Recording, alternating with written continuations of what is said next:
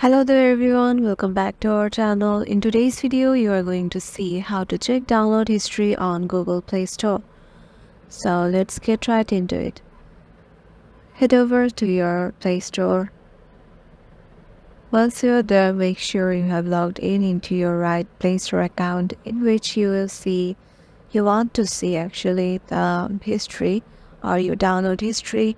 So then get over to your profile icon and then click on Manage Apps and Device, and then go to Manage, and here you're currently seeing the installed applications and with the list of it, and these are the applications I have downloaded and I have already installed.